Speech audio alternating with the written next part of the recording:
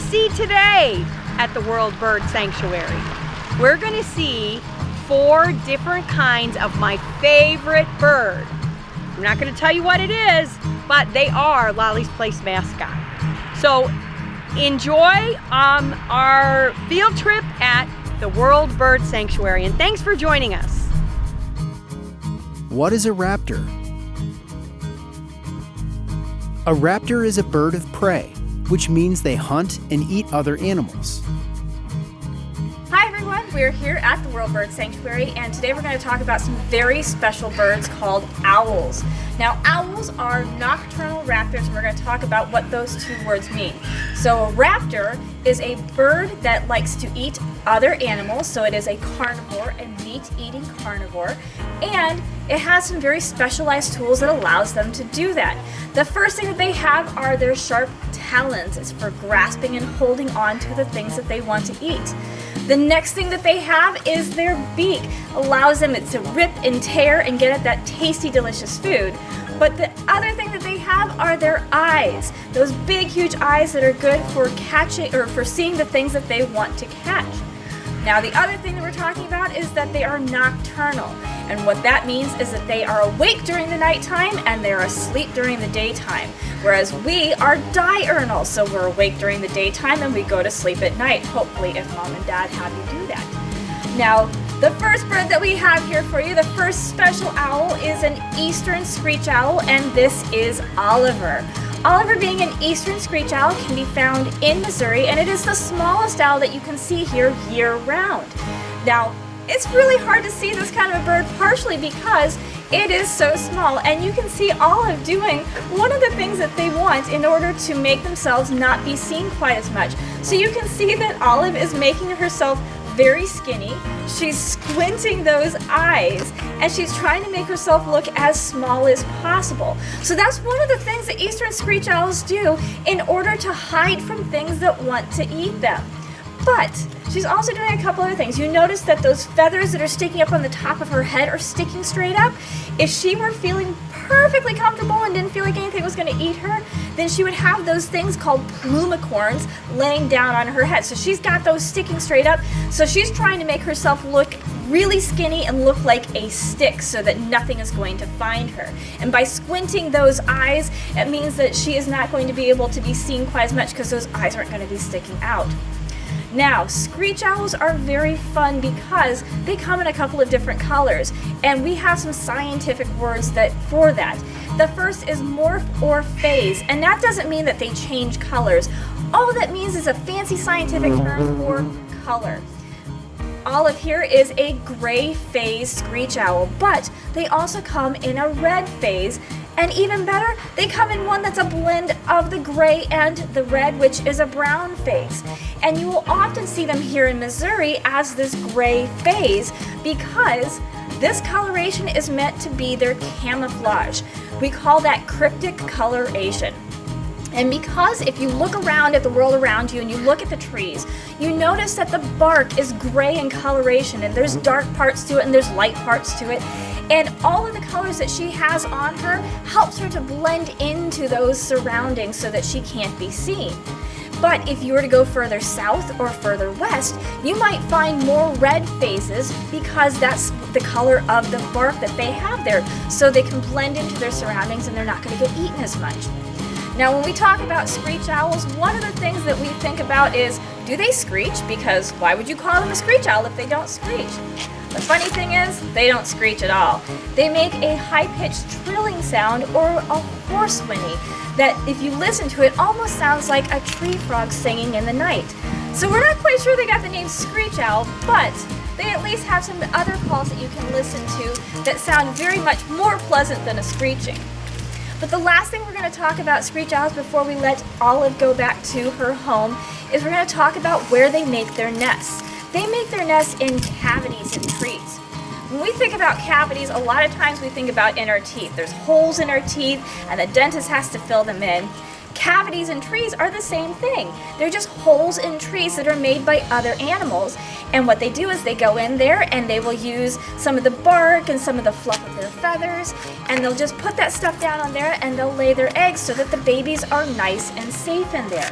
And the best part is, screech owls have been known to bring something back to help clean up so that they have a nice, healthy, clean home, which are blind snakes. Down south, they find that screech owls will bring blind snakes back into their home, which are these tiny little snakes that are really, really small, and they eat little bugs.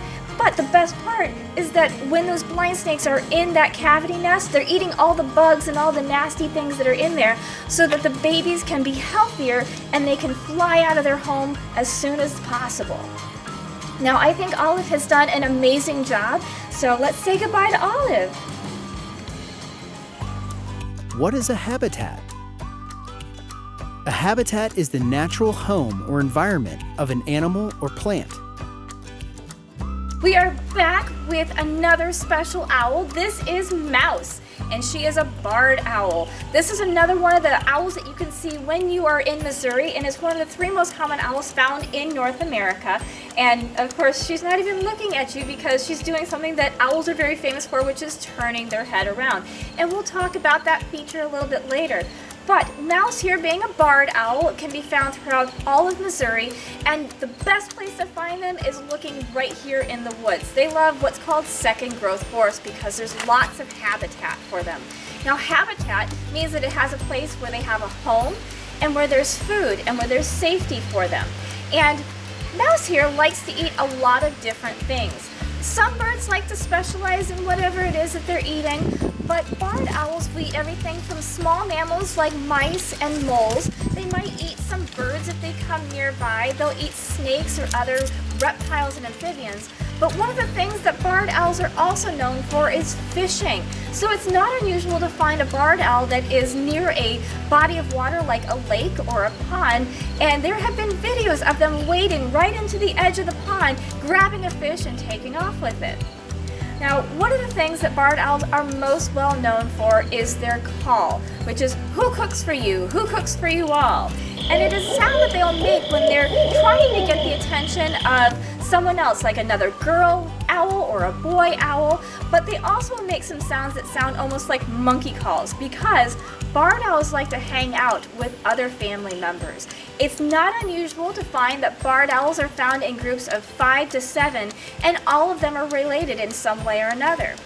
When we were talking about Olive being a cavity nester, so is Mouse. Barred owls like to build their nests in cavities, but at some point, it gets a little crowded in there because you have all of these little babies and they grow up to be the size of Mouse in about 4 or 5 weeks.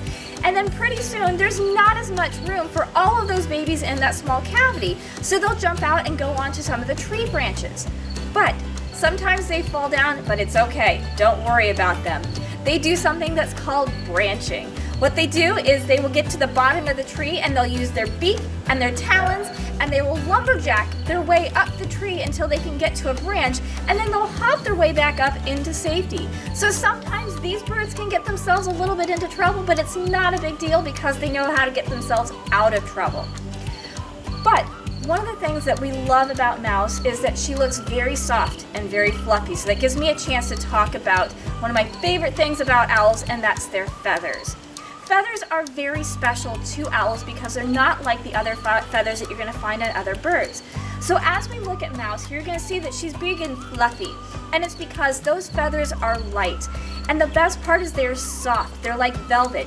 So if you were to rub your hands together and you hear that sound, that rasping sound, that's called friction. So Mouse's feathers are very soft and very fluffy, and they feel like velvet. So this is very important because when birds flap their wings, if the feathers rub against each other, they're going to make friction. And we can try that at home by rubbing our palms together. All we are going to do is we're going to be hearing that rasping sound, and that rasping sound is the friction. But by having those soft feathers, it means there's no friction, so she's not going to make as much sound. But even better, those feathers, they don't have hard edges on them. So if the wind were to pass over them, it's going to kind of ruffle right through so it doesn't make as much wind disturbance. But the best part is that the leading edges of their feathers have combs or serrations on the leading edges so that when they're flapping their wings, they're not making as much sound.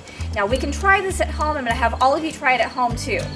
You guys are going to be a falcon. You're not going to be sneaking up on anything because you rely on speed. So I want you to put your hand up here, put it next to your ear, and start flapping. You're going to hear it and you're going to feel it. Now you're going to be an owl. Stick your fingers out like this. You put it up here like this. You don't hear it as much and you don't feel it as much. And that's why they have those combs on the edges of their wings. And this is very important. We are talking about how owls are nocturnal, which means they're hunting at night. So when they're hunting at night, they're hunting after things that have big ears. They might have whiskers for feeling a lot of different things, and they want to sneak up on their prey. Now they're not going to do that if they're making a lot of noise when they're flying down. So all of those feathers mean that they're silent as they're swooping down to go after whatever it is they're eating. Now I think that Miss Mouse here has done an amazing job, so let's say goodbye to Mouse.